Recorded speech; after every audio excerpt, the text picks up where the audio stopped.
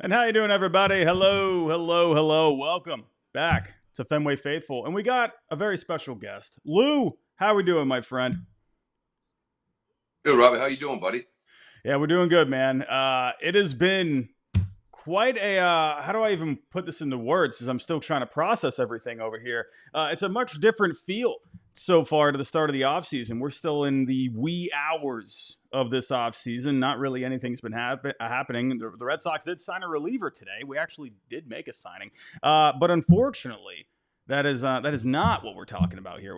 We're going to be talking about one of the biggest names of all time on the free agent Yeah. market tonight, Juan Soto. And this offseason, Lou, I can't help but think back to last year, right? We're all sitting there glued to our phones looking to see maybe a change of events. Maybe something could happen. We were holding on to hope. I still remember when we were talking Jordan Montgomery, it felt like every single day. And hmm I don't want to think back to those times anymore because we have some good news for once. A lot of good news. Just a very different feel to this offseason. What are your thoughts so far on just all of this news and just everything we've been hearing? Well, you want to see it first, right? So I get like the skepticism of everybody, but there's a difference this year. When the full throttle thing came out, Tom Warner had said that at the press conference. Within a couple of weeks, agents were like, "Sorry, but that's just not the truth." Like that's not how they're operating. Now, we've heard recently that it's different this year, right? Like they're back in the game. And maybe that's really what this sit down with Soto is to announce everybody that they're kind of back at the table again. Whether they get Soto or not, but it has a difference. And the reason why is like last year, it sort of seemed like they needed to play these kids to find out where they were. You know what I mean? Yeah. And they had all that pretty years to the point where they're like, okay, now we're ready to go. So I just think that that's the biggest difference to me. Like I feel like they get this young core now, and now they're willing to spend, and the agents are saying things differently than last offseason, which makes it exciting. Yeah, I even, spoke with someone, a little birdie today saying, hey, is this all, what's going on here? Are we for real here? Is what we're hearing uh, Mhm. true? And he just simply said, yes. And, it's Yeah, been, for a few years now. We had the Trevor Story signing a few years back. That was fun. We had some other little signings here and there, bringing in, Tyler O'Neill last year. That was a bit of news, but nothing of this yeah, magnitude. You go back, to when we bring in guys like Kurt Schilling back in 2004. You even go back to 2011, which was a miserable time. What an offseason that was, right? Traded for Adrian Gonzalez, Carl Crawford. I mean, no one even saw that one coming. right. We just haven't had those offseason, and obviously Chris Sale bringing him in, signing David Price. Since then though, you haven't really seen a whole lot, right? We had unfortunately the negative, right? We had Mookie Betts, right? Getting rid of him. It feels good, I must say, to be hearing this kind Yeah, of stuff. Let's get into it. Let's get into Juan Soto. That's the first thing that we're talking about here tonight.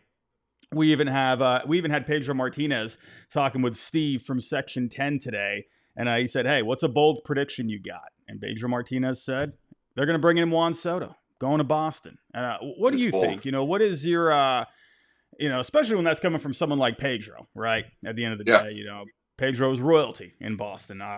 What are your thoughts just on the whole thing right now? Where are you yeah, at? yeah. Where are I'm you? I'm trying to not get emotionally involved and to think about it, right? Because it's Juan Soto, and he's a Hall of Famer already, and he just turned 26. So Yeah, that's a guy every team obviously wants, and I want him here in Boston. And you're one of four teams that are actually sitting down with him. So you got a better shot than the Phillies, yeah, who aren't sitting down with him, and the Dodgers aren't as of now, and so all yeah, these other teams aren't. So yeah, I still yeah. think it's like in order of how he's meeting. I don't think the Blue Jays have a chance. I think the Red Sox are maybe the outside New York teams, to be honest with you. So, um, you know, I, I don't know. I need to find out what the payroll is going to look like, Robbie. You know what I mean? Like, I need to Yeah. know if John Henry's willing to go over 300 million.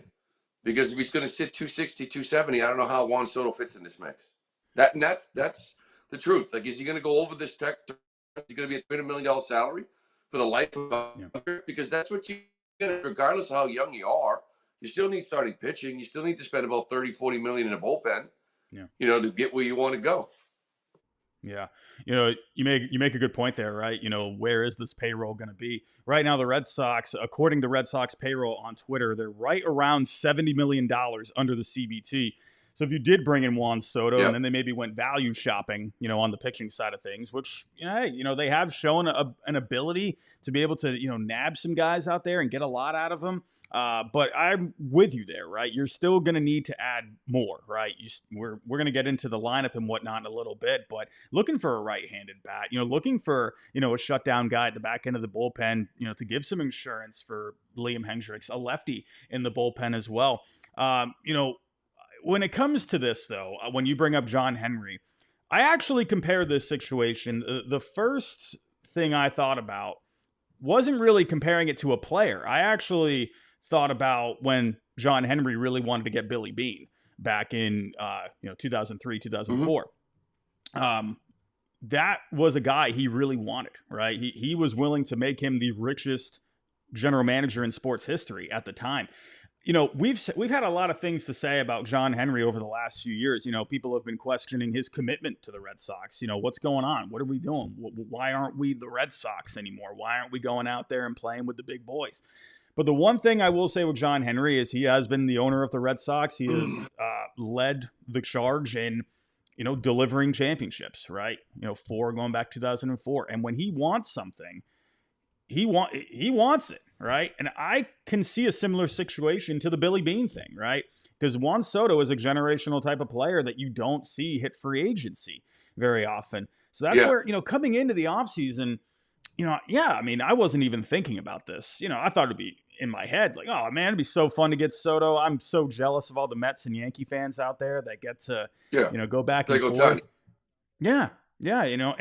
But never once did it cross my mind. About John Henry. The thing about John Henry, so if you think about if 2013 never happened, okay, because we all admit it kind of came out of nowhere. In 12, when they got rid of all those players, it was almost like we got to rebuild. And we got to rebuild our farm system, and we got to build a core again before I go out and spend the kind of money that we did previously to win a World Series for the first time in 86 years. So if you take 13 out of it and you think they need to rebuild this core in 12 and 13 and 14 to get it where it was in 15 to spend in 16. That championship World Series you can't avoid, but it did kind of come out of nowhere. So there is that 4-year build the system, then go out there and make that big splash like they did in 16 with Price and Kimbrel. And then go out and get a Chris Sale and to get a JD Martinez. What we've seen in the last 4 years. There was an ALCS in the middle in 21, but again, another 4 years to build the system up. And I feel like we're back in 2015 again. Now that he sees it, okay, now let's go make a run. Let's supplement it. Maybe not year one, but this year go out and make a splash. Then next year build on it and try to find out what that hole is. So, and this is where I think, Soto comes into play in that, do I think they're going to get him? If you put a gun in my head, I'd say no. I'd say I don't know how the New York Mets let this guy go. But this is how John Henry works. Number one, his age. He's 26 years old.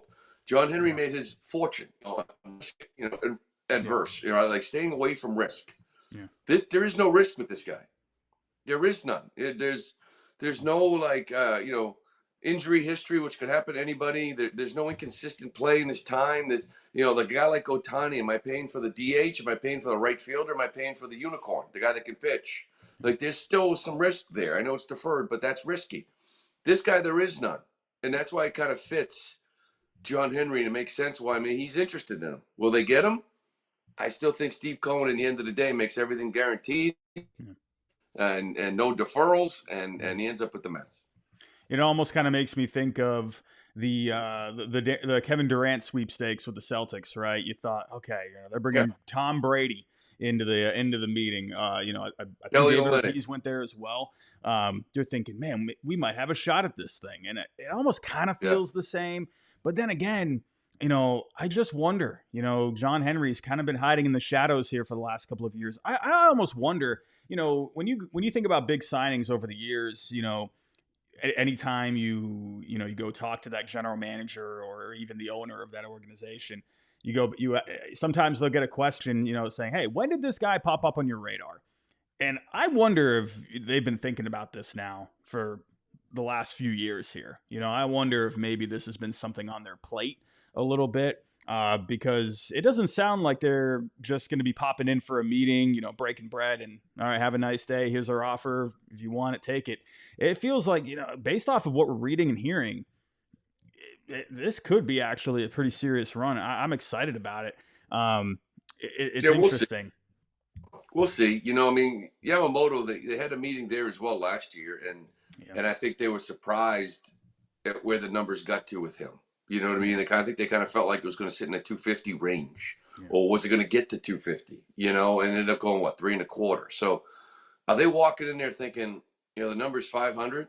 For 12 years or 13 years, and find out that it's going to end up being 650? Like, I have no idea. I don't know. I'm glad they're in it. If they miss out on Soto, then the work begins, right? Then you start going into what we all normally thought was a normal offseason. Like, what was really going to happen? Because this kind of came out of nowhere that they're actually might be interested in him. Yeah, and I also want to touch on one thing that you said just a little earlier too, waiting for this farm system to come around. I think even last year, we still didn't really know, what was going on in the farm. Like, you knew you had Roman Anthony, you knew you had Marcelo Meyer, right? But you wanted to see where they would be at this point. Someone like Christian Campbell just completely exploded onto the scene this year, right?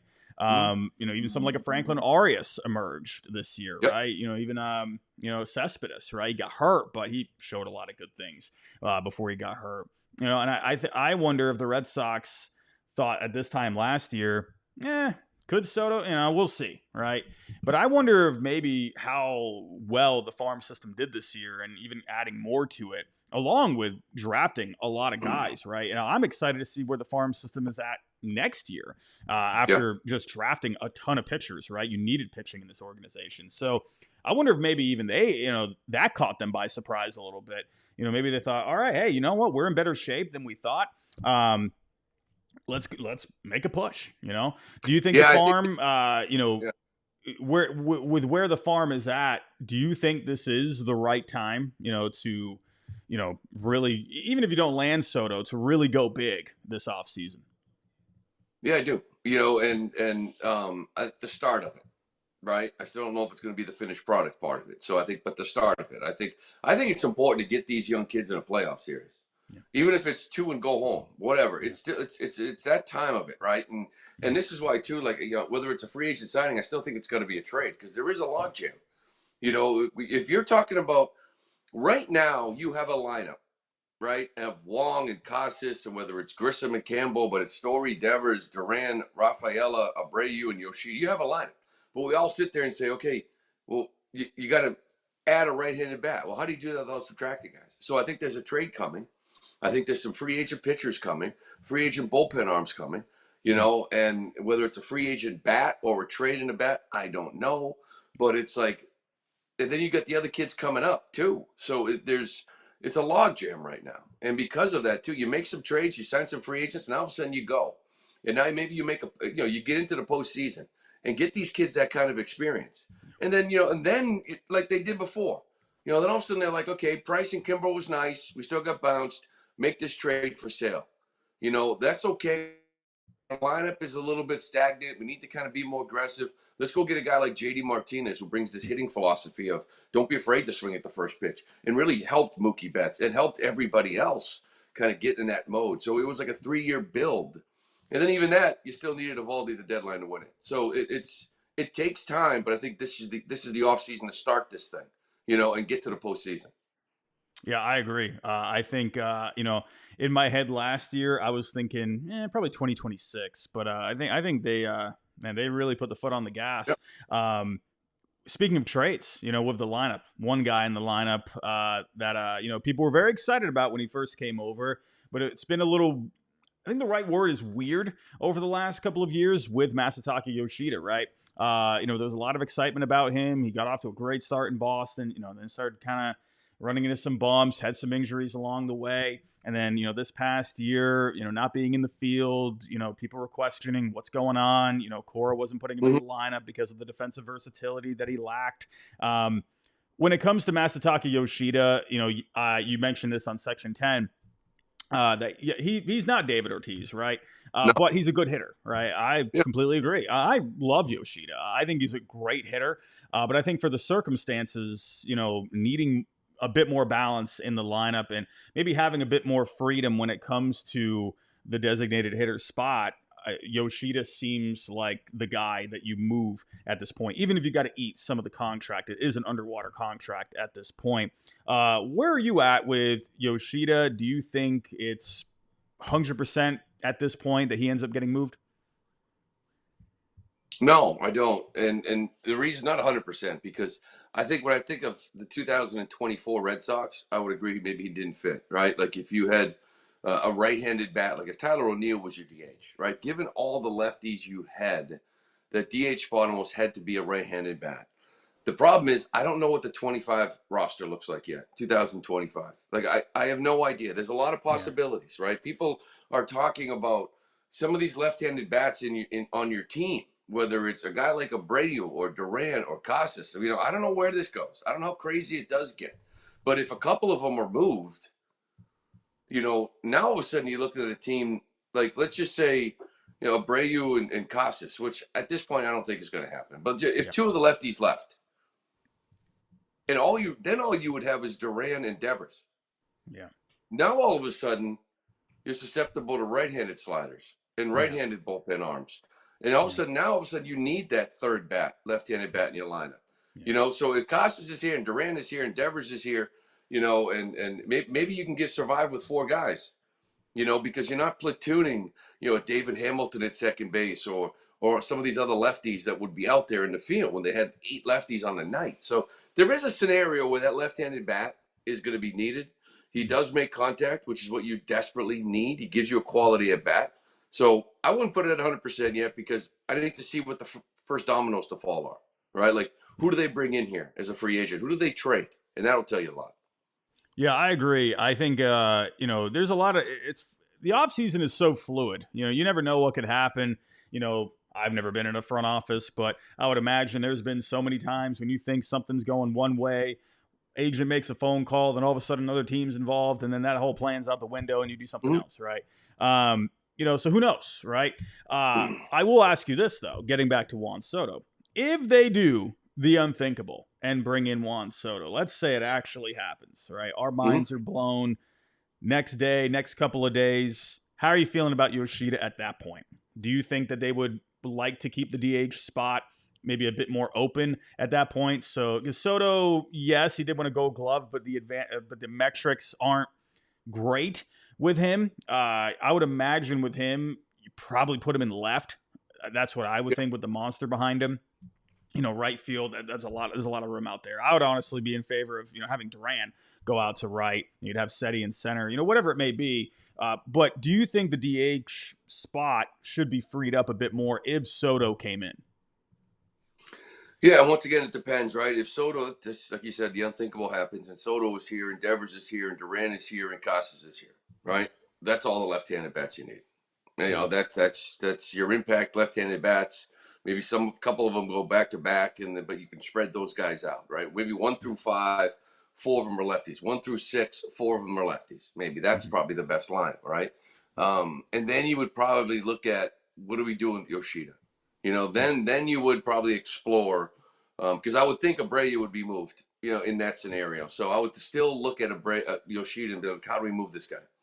And to allow Casas, Devers, Soto to kind of fill in that DH spot once in a while, right? Yeah. That's actually a scenario where maybe Tyler O'Neill is back into the picture, as a designated hitter, potentially go out to the left field while Soto DHs that type of night. So that's why you don't close the door on a guy like Tyler O'Neill, even though you don't give him a QO, because depending on how this thing shakes out, there is a possibility that I'd be more comfortable in that DH spot, right? Getting that right-handed pop in the middle of these 4 monster left-handed hitters.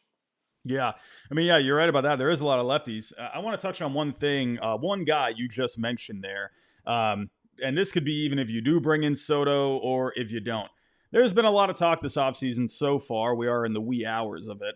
But Rafael Devers. Now, there's been some debate going back and forth whether or not he should be the guy at third base. Yes, he is the third baseman. Yes, he has the massive contract, right? He, as of right now, he is the face of the franchise. But there's been some debate about whether or not he should stay at third base or if he should move to DH or possibly even first base if there were some kind of a deal with Tristan Casas. I'll touch on that in a second. But when it comes to Rafael Devers' defense, when you take a look at the numbers going back to 2022, he is statistically, I love Rafi. I know I hate to, say anything negative, but he is statistically the worst third baseman out of all third basemen that have played at least 2,000 innings going back to 2022.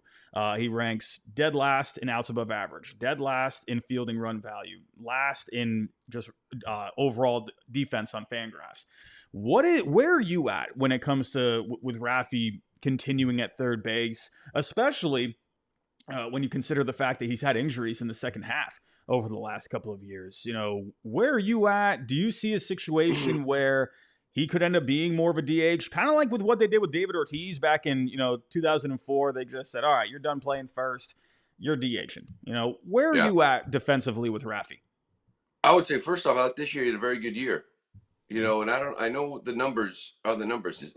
The defensive metric numbers are the one things that we really don't know anything about. I don't know how they measure that. Like defensive runs saved. I'm curious, right? Because you'll have like bases loaded, 2 outs, and there's a line drive in the gap that Rafaela dives and makes an amazing stop. I'm like, okay, did he just save 3 defensive runs saved? Because if it drops, it's 3 runs, and the next day, he doesn't jump at all, or whatever. So I don't know how they do it. So all I know is I watched Rafi Devers every single game last year, and I thought he had a good year. Okay, does he make errors? Yes, every third baseman does. But last year I thought he was much better defensively. He is your third baseman unless Tristan Casas gets traded. And then he is your first baseman. And all the time, like, I'm worried whether he can handle it. I refuse to believe that a big league third baseman can't play. I played first base for the Cleveland Indians every day against lefties. And I was just pretty much second, third, and short. When I played first base, I felt like I had a day off and all I had to do was focus on hitting. I mean, it's not that simplified. I know the Ron Washington quote, right, in the movie Moneyball, that's extremely hard. Like, I get it, but it's not. As I'm catching the ball, I'm not setting up my feet and throwing it across the diamond. You know what I mean? Like, yeah, I got to get to the bag. Yeah, I got to learn some things. It's a new position. There's no question. The biggest thing is which balls to go to your right, and which ones to allow the second baseman. You got to get there. You learn how to pick the ball. He's got great hands. Picking the ball has never been a problem.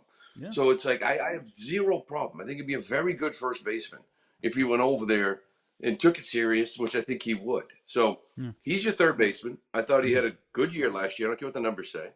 Unless Tristan Casas gets traded, then he's your first baseman. Yeah. And speaking of Casas, and that's also been a debate this offseason, should he be a trade piece, right? He was being mentioned by guys like Ken Rosenthal. That was kind of where the idea came from, right? He was the first one to bring that up, I believe, was Ken Rosenthal in The Athletic, saying, maybe Casas could be a trade piece. And, then Rafi can move and you can go after someone like Bregman or Adames, something like that.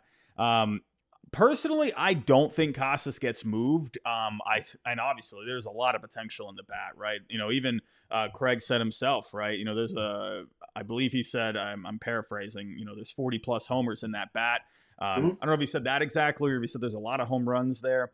But yeah, Casas, I mean, he has shown a very good ability of being a disciplined hitter at a very young age, right? He's very advanced there. The problem is, and you were talking about this on Section 10, is the durability, right? Every year he's just running into some kind of an issue there.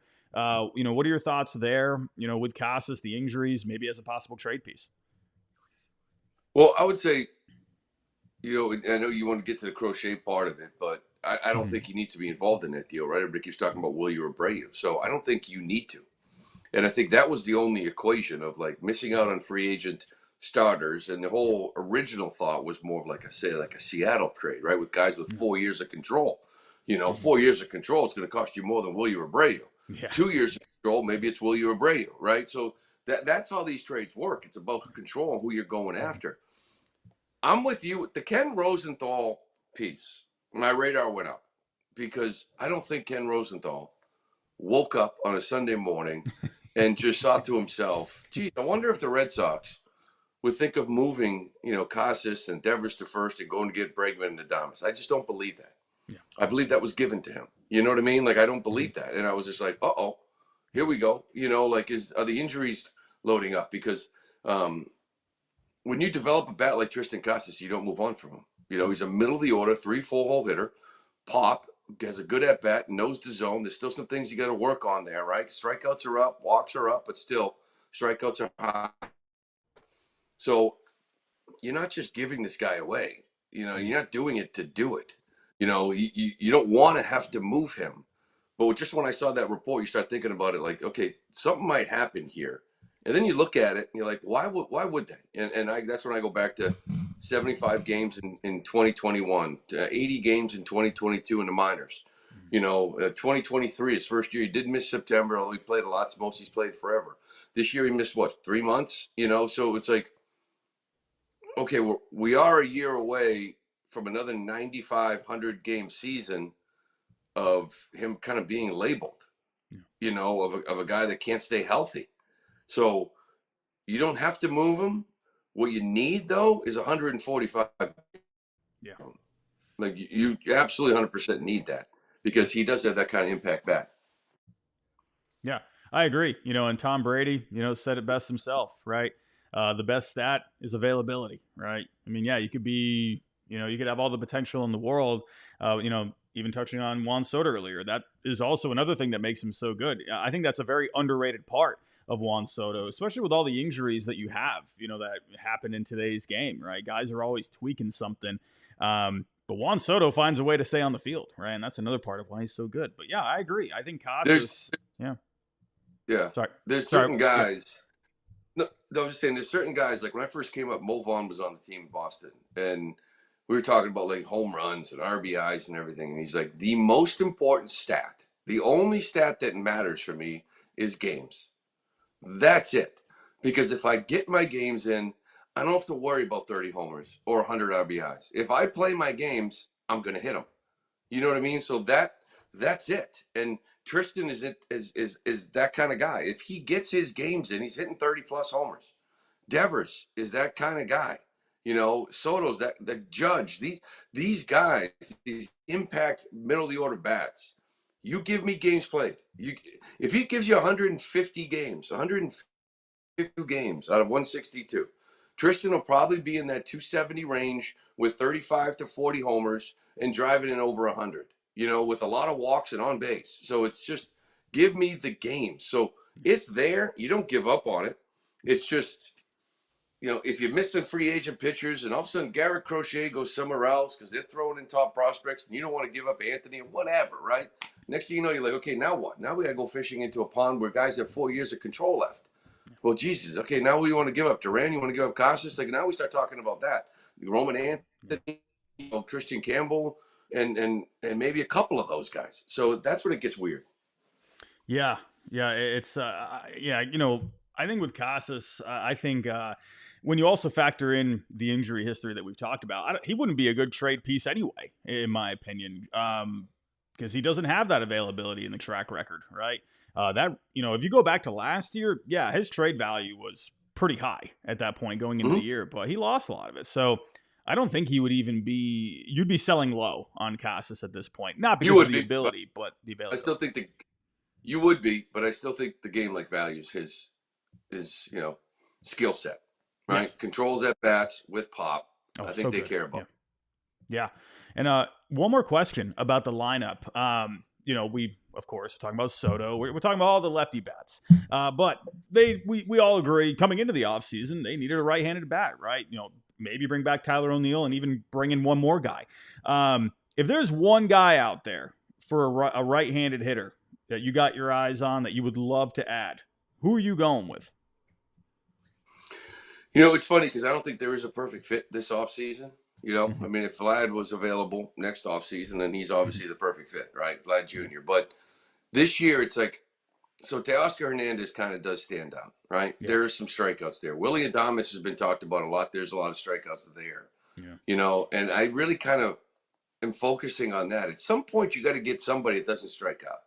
You know, then you get Tyler O'Neill's out there. It's a 33% strikeout rate last year. Yeah. So it's like the only bat that I see that brings an attitude, that brings a toughness, that brings an experience and leadership and doesn't strike out and walks as much as he strikes out is Bregman. Yeah. Where does that fit? You know, it's again, now you start diving in. Is he going to third? Is Devers going to first? Did something just happen to Casas? You know, I don't know. Is one of those guys at DH? I don't know. I know the rumors he could play second base, but I think second baseman's a position you leave alone right now. Yeah. You know, and I think because I think you can look at it and say, we've got some coverage here. Whether that is if Grissom's ready, if Christian Campbell's ready, if Cedar Rafael is in at second base, right? Yeah, that could easily happen. So there's coverage there. And quite honestly, it's like, you know, I don't think it's championship second baseman per se, but David Hamilton got a lot better at second base than he ever was at shortstop, you know, but I just think you got coverage there, you know? So I don't know if that's a position you go after, but Bregman, I don't know if that right-handed bat exists because I want a guy with pop that doesn't strike out. You know what I mean? And I think Teoscar is probably the closest thing. I wonder if that also, I'm sorry, I keep going back to Soto here. I keep going back to, he's the guy on my mind, Lou. But the guy does not really strike out, you know, and that's why I also wonder too, if they're like, dang, we struck out a lot last year. We were one of the highest strikeout teams last year. I believe only Seattle and maybe the Rockies were in front of the Red Sox last year with strikeouts. I know they were in the bottom 5.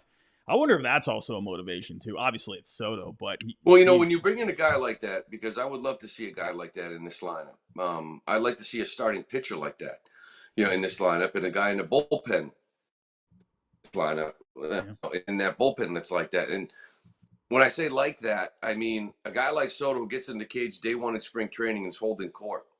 You know what I mean? With some of these young hitters. With some of these young guys, whether it is Casas and Duran, even Devers, you know what I mean? Just sort of mindset. You know, how is it that you sit there and you don't chase? You know, teams pitch around you.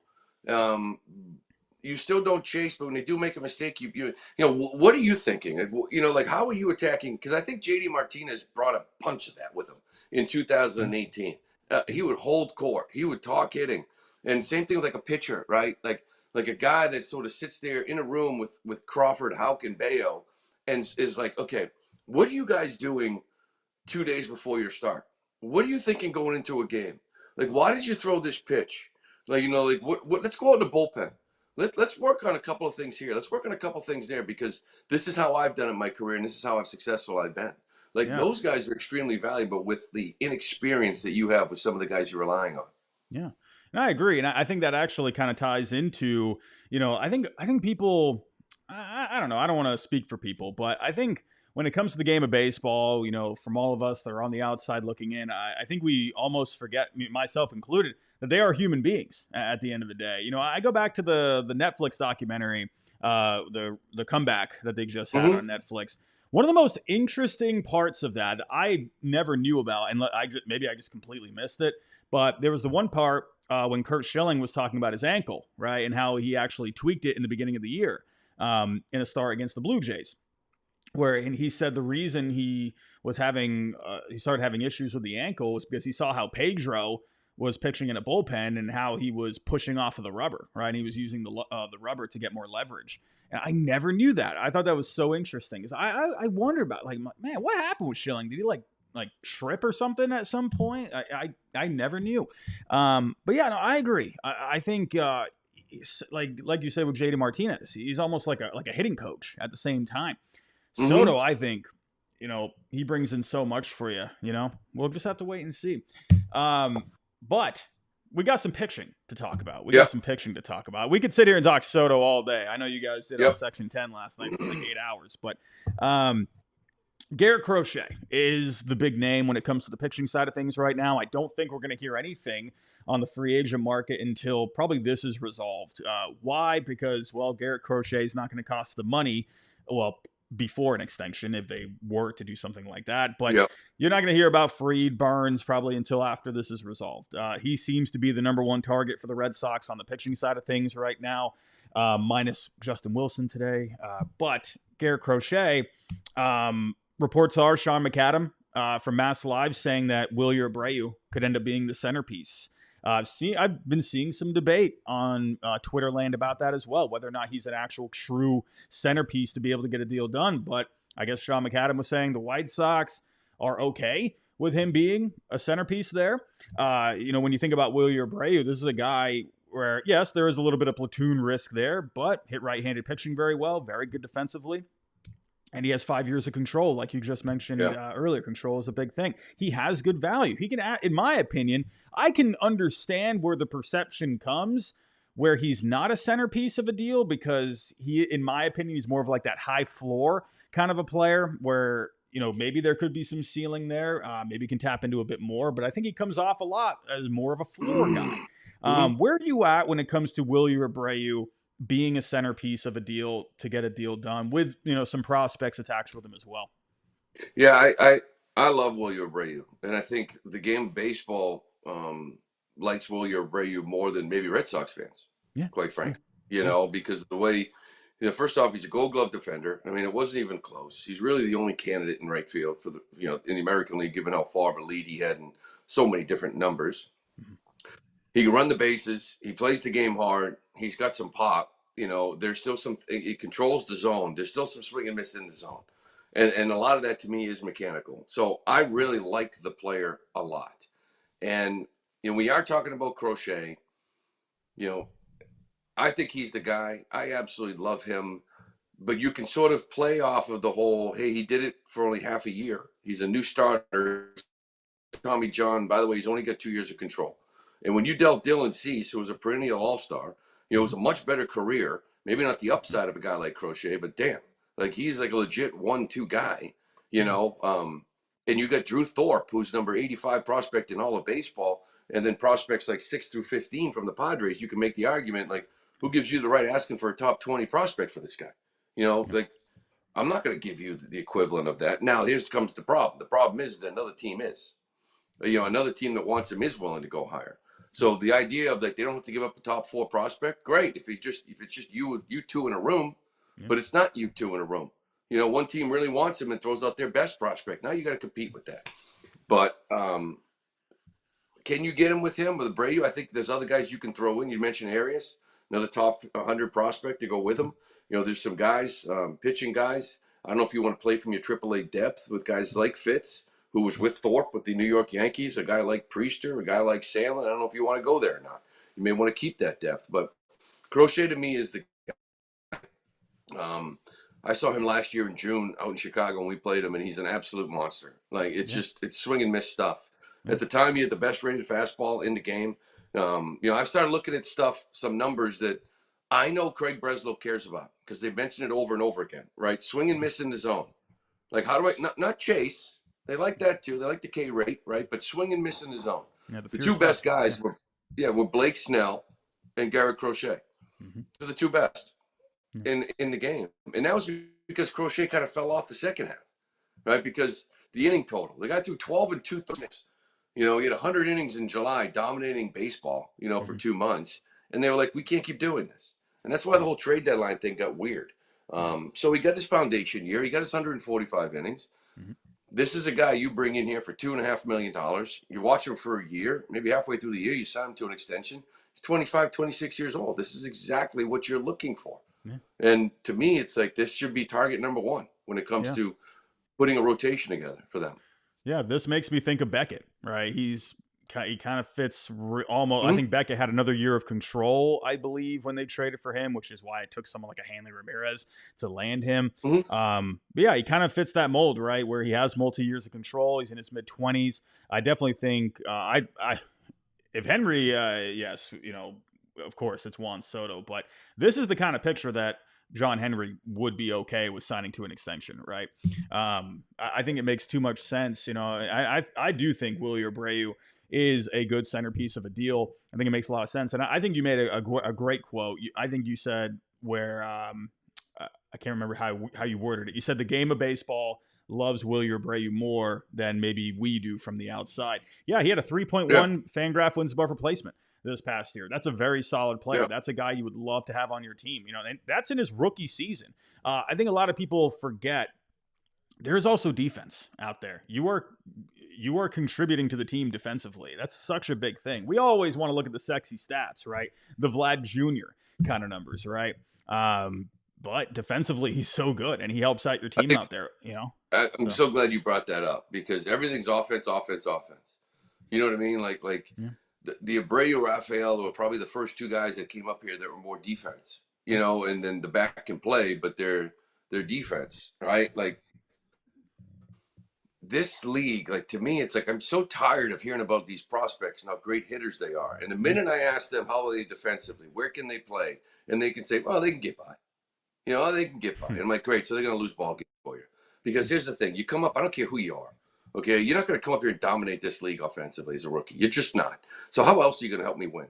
Like, I need to know how you're going to help me win. Because when you come up here and you hit $190, like Cedar Rafael is a perfect example.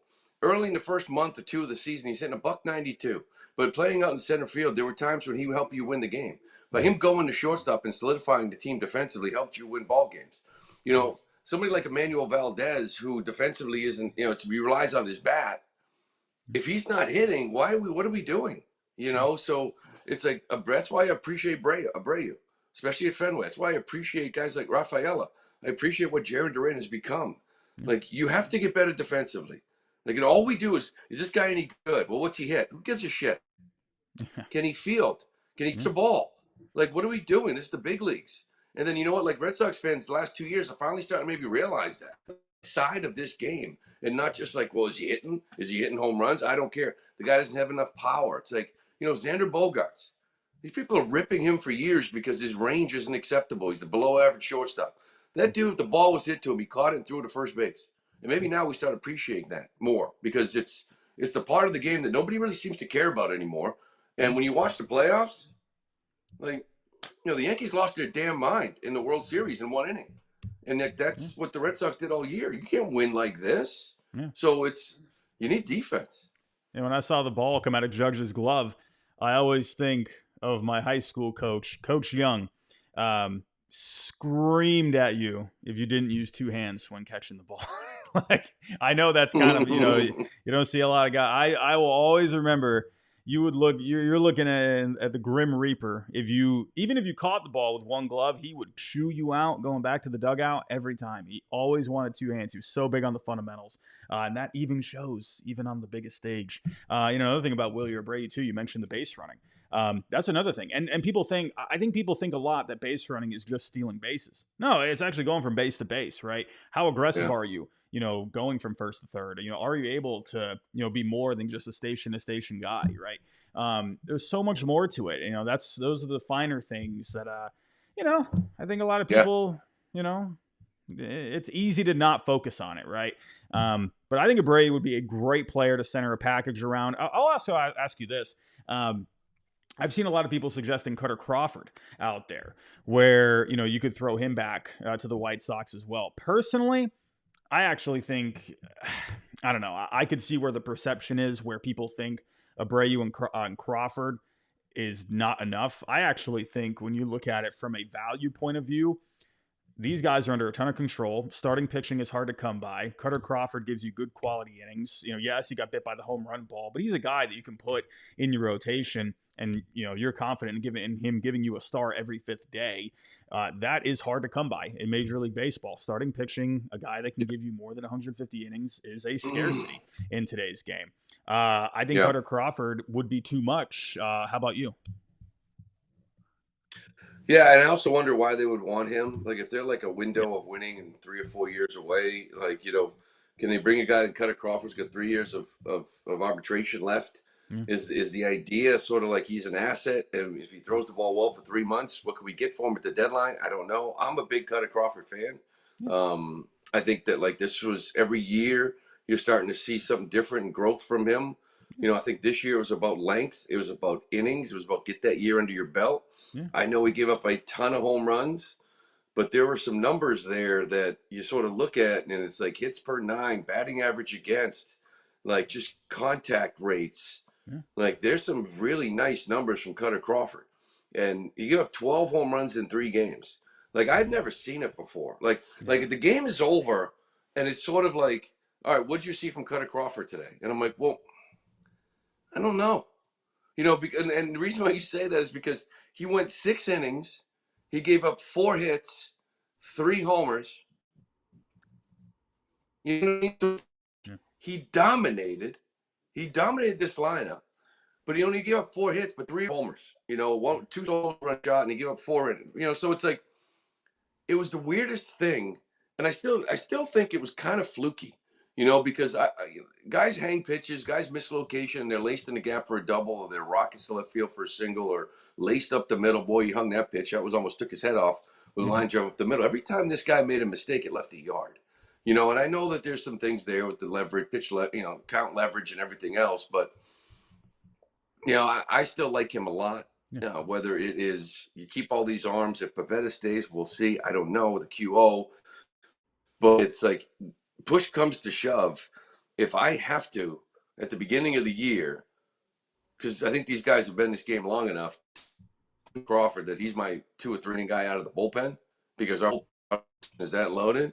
But oh, by the way, I think we all realize that come May at some point you're going to be in this rotation because we all know that someone's going down. You know what I mean? Like, so I don't think you have to include him in that deal. I wouldn't want to include him in that deal. Yeah. Yeah, I wouldn't either. You know, I think Crawford is a pretty undervalued guy.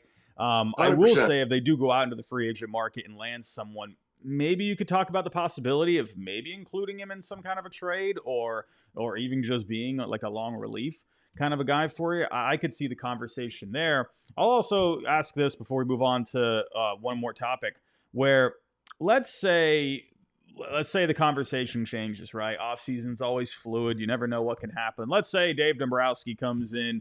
He says, you know what? Aiden Miller, Justin Crawford, pick another guy. What do you think? Well, let's say the White Sox turn back and say, hey, they're offering us top prospects here. We're going to need one of the big 4, right? Let's say that happens, right?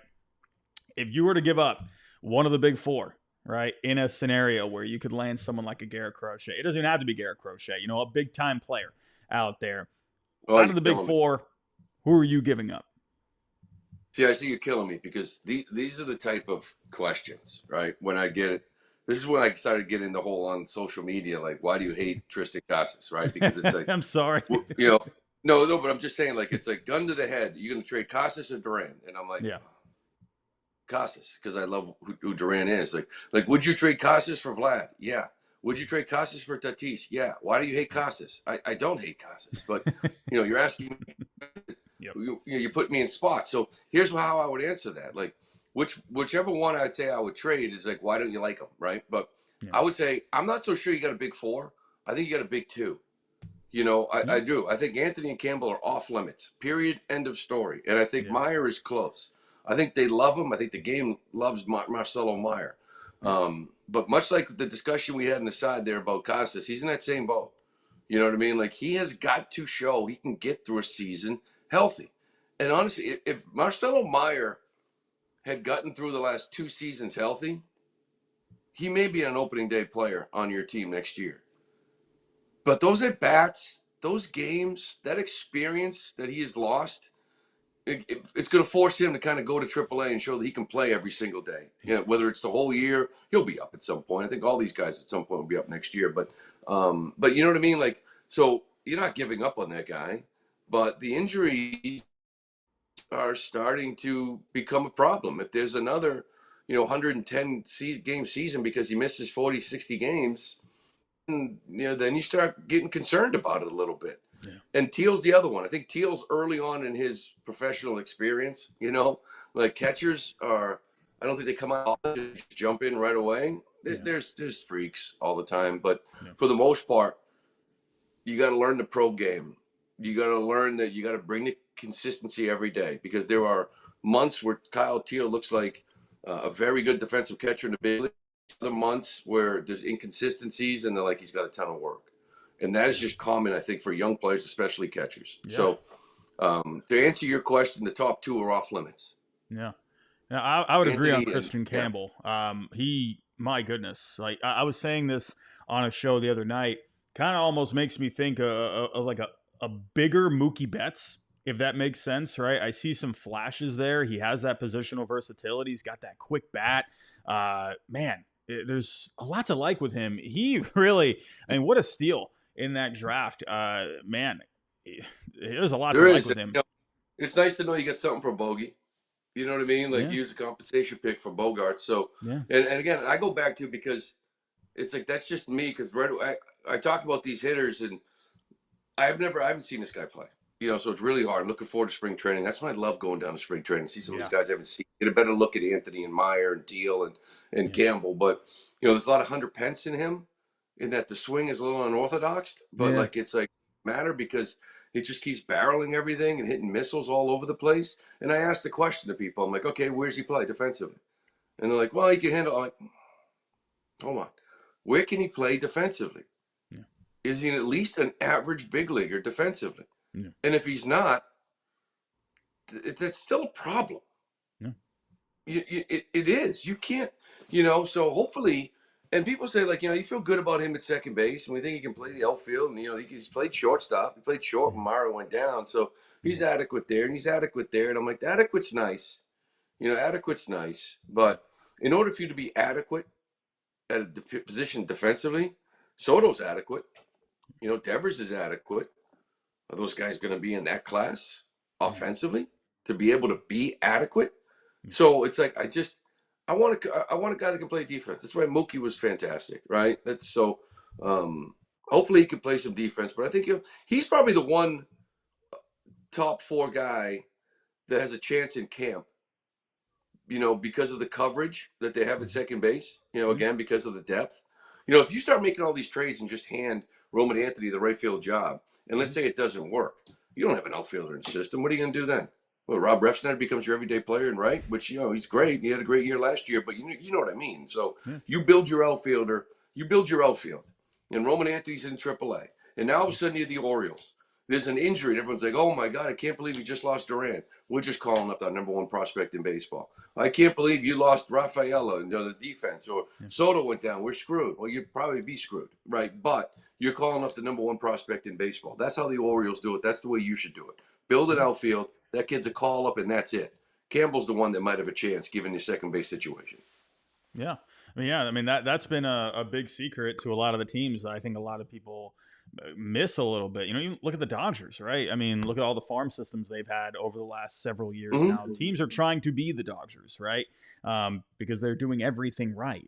They spend the big bucks, but they also develop well too. So it'll be interesting, right? I'm a big fan of Christian Campbell. I also am a big fan of Christian Campbell because his dad followed me on Twitter. I don't know why he did. I don't know what he likes about my potato face, but I don't want to move Christian Campbell after that because hey, that was pretty cool. And he's also just a big kid, man. Like, sorry, I didn't mean to say kid. I'm not like a wise old man over here, but he's got some freaking arms, man. Gotta love it. But yeah, I think with Marcelo Meyer, I do think he has a bit to prove. There was a lot of good things with him this past year, right? There, wasn't as good against left-handed pitching. I think that's something you can always get better against. And yeah, but the injuries, I think he's got something to prove. It'll be interesting to see if, maybe his name comes up in a possible trade. I don't know. We'll see. But I will say this. If the Red Sox can get a lot of moves done this offseason and you don't have to give up any of those guys, I mean, what a win. What a win that is.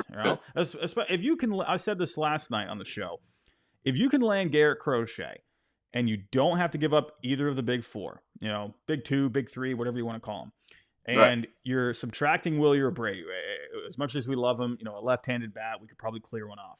I mean, you are killing so many, and adding a top of the rotation kind of a guy. You're killing 3 birds with 1 stone, right?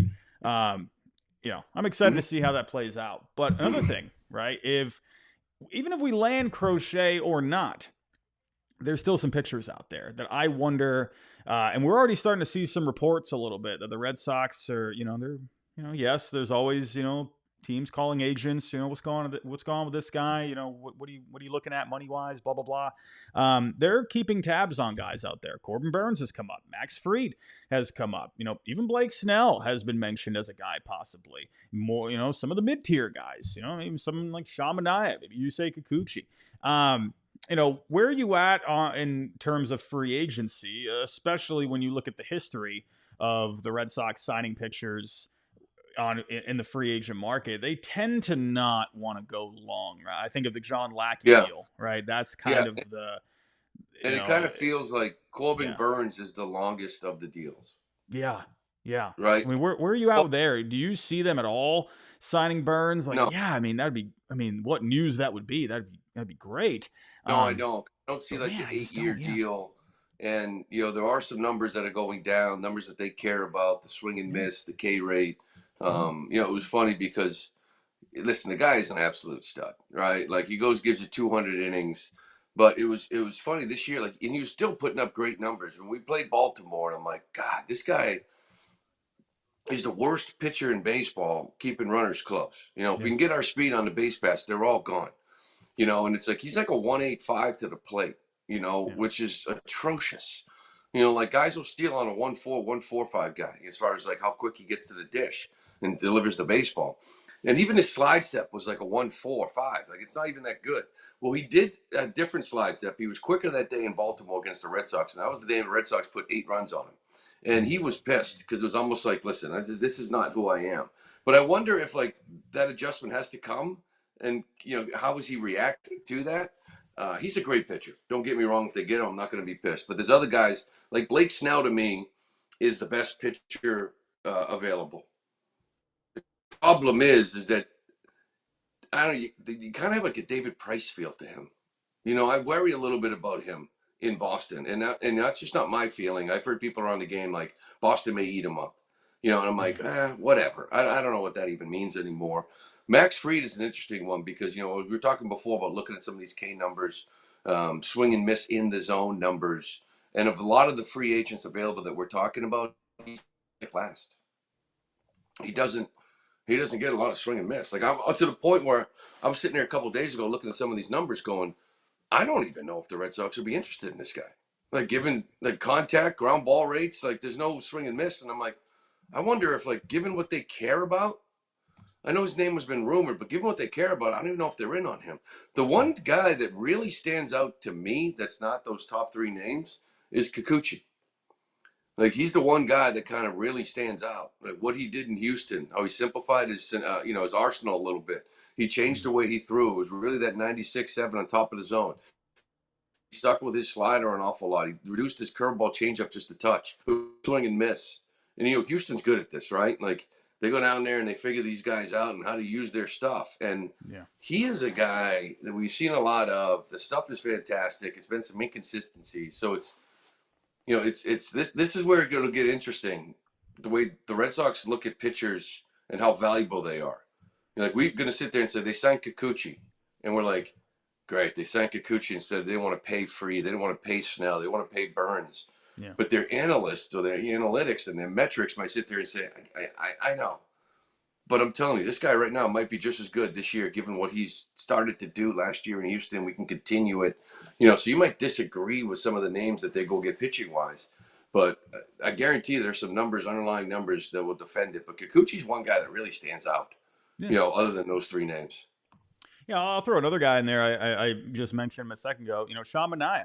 Shamanaya really took an approach this year that the Red Sox took, right? Getting away from the 4-seamer, focusing more on the sinker, right?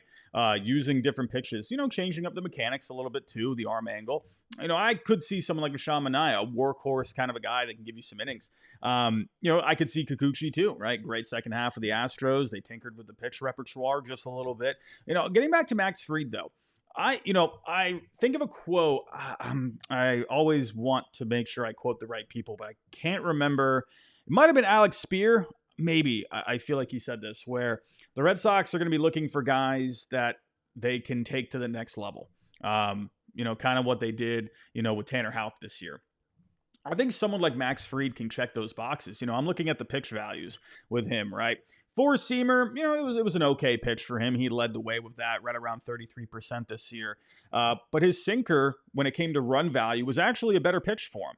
I actually wonder if Fried is a guy where, they look at someone like him, maybe tinker with a couple of things, and, maybe they could, that's a guy where, in my opinion, people may disagree with this, but Fried, I feel like he's like a 1A, 1B kind of a guy. Like he's like a co-ace kind of a guy, or maybe even a number two in a very strong rotation.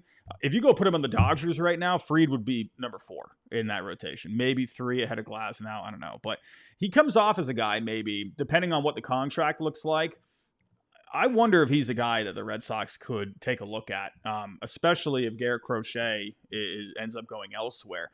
Snell's an interesting one. The reason I think Snell could be a possibility, despite where maybe there are some concerns, makeup-wise with him. We actually even saw a little something with at the end of his tenure with the Giants. I guess some people were a little unhappy where he didn't want to make his last start or something like that. So I don't know what was that, but I could see the contract being interesting because, I believe he's 32 now.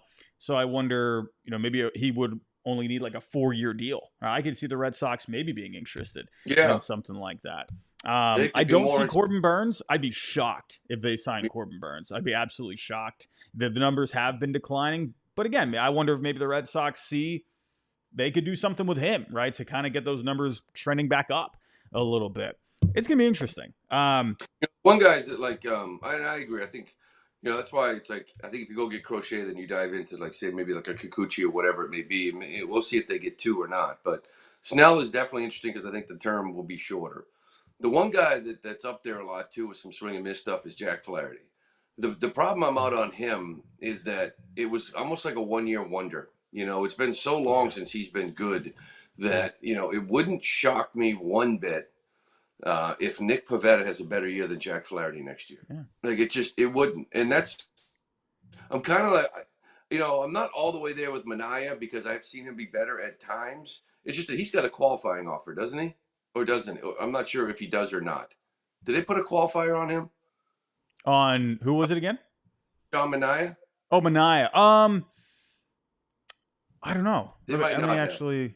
But it's like, still, it's like, kind of similar. I think I put Kikuchi above both those guys. I'm not sure if he did. I know Flaherty does. He got traded, but I believe we're almost there. Hold on. One moment. He might not. Corbin Burns got a qualifying offer. Fried got a qualifying offer. Nick Martinez. Shamanai, yes, did get a qualifying offer. Along with... Just like I'm not gambling on that, which is getting to the Pivetta thing. That's why I think there's still a chance that he comes back because I think Manaea, was it Severino was another one. Nick Martinez was another one. And it's like, the Red Sox give up a 5th round, 500,000 international. It's not crazy, right? But there's 8 teams out there that want over the luxury tax. You're going to give up a 2nd, a 5th, and $1 million for Nick Martinez or Severino or Manaea or Pivetta, to solidify your rotation. You do it for Burns. You do it for Fried. I'm not so sure you do it for those guys. So we'll see what happens with all of them. Yeah, especially, high picks like that. Yeah, for sure. That's where, Snell and Flaherty could be a bit more enticing. Yeah, it's interesting. That's why the offseason is always so fun. There's so many different aspects. It's so easy to overlook something in the offseason, when it comes to all this stuff. But that's what makes it fun. But we do have something fun to end the show on here tonight. We ran a little over here. We got into the juicy convo tonight. But we got one tweet here from Rob Bradford. We can end this with a good note. He says here, getting vibe that the Red Sox are approaching Juan Soto's situation with the kind of intent we haven't seen in some time from them. What are your thoughts? Is that he's getting the vibe? Yeah, I'll say it. He's getting the vibe that the Red Sox are approaching the Juan Soto situation with the kind of intent we haven't seen in some time. I'm going to have to ask Bradford. I'm going to text him and just be like, what does your vibe mean? Are you getting this vibe because you're hearing stuff from people? Or is this just sitting on your couch feeling a vibe? You know what I mean? I don't know what that means. So I agree. I thought last year the Yamamoto thing, they kind of went in, I think maybe a little naive to what that price was going to be. I think this year given, what Judge got, given what Ohtani got, you got to believe they know what it's going to cost to get him. And they're still going to talk to him. Whether it's deferred money, I don't know. Whether it's all real money, I don't know. But I do think that there's a different vibe. I just don't know if that's something to build off of how I already feel about it, because I'm not sure what that means. But no, I think it's.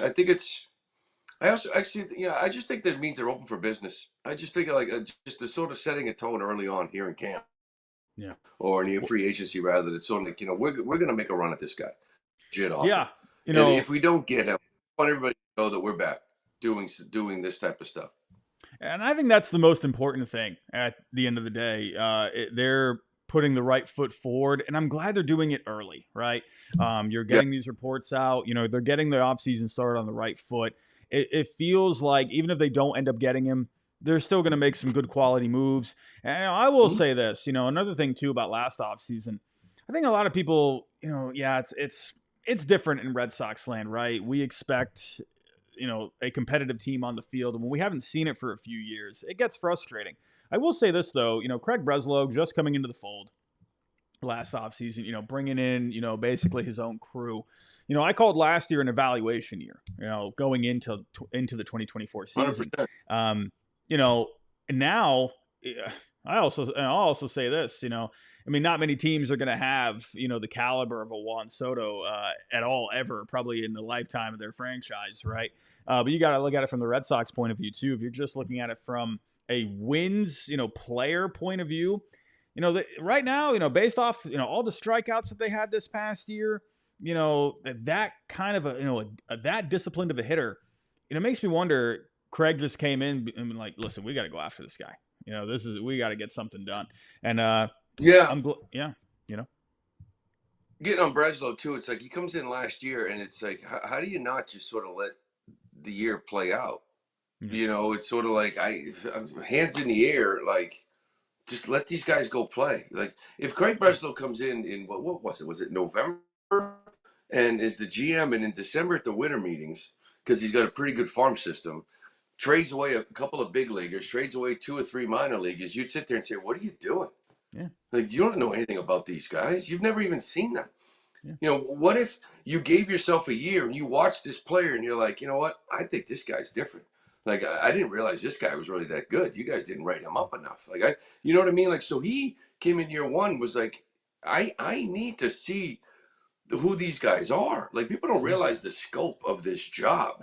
His job is to know when somebody calls and says, hey, you know what? We'll just take this guy down the Florida Gulf Coast League. And he's just like, okay. Next thing you know, it's like Rafael Devers. You know what I mean? So it's like, you have to know everything. And I think this 1 year, that was his, he talked about 100% evaluation year. Let's throw these kids out and see who's any good. See if they can give you 30 starts. They did. Let's throw this kid in the outfield. Let's see if Rafael can survive. Let's see if Abreu can pop. Let's see if Duran was a mirage last year, if he's really good, and Casas and everything else. And let's see if Connor Wong actually is an everyday player. Like it was, let's just see what we have. And that's what last year was all about. Now he has opinions on guys. Yeah. We don't know. Maybe this guy he doesn't even really like that much. Next thing you know, he's moving this guy, moving that guy. You had to wait. You had to see. Yeah. But, it looks like it's going to be, at the very least, an interesting offseason. So we're all excited for it. Lou, let the people at home know, where can they find you? What do you got going on here? I know, it's a bit of a slower time in the offseason for you guys. But, what do you got for the people at home? I'm just on Twitter, and that's what I roll with. I got an IG account, but it's private. It's my family, but that's all right. But just at Lou Merloni, and that's just, we do some walks, we do some talks, we do some things like that. So it's kind of a nice little quiet off season, and we'll see what that role is next year during the season. Soon enough, hopefully. I'm excited for more walks. They're always good. They're always good to listen to. But Lou, thank you so much. Always appreciate the insight. Always great. Fantastic. Thank you. Everyone, on the way out, if you can, just hit that like button for me. That's all I ask. But everyone, have yourself a great night, and we'll talk to you next time.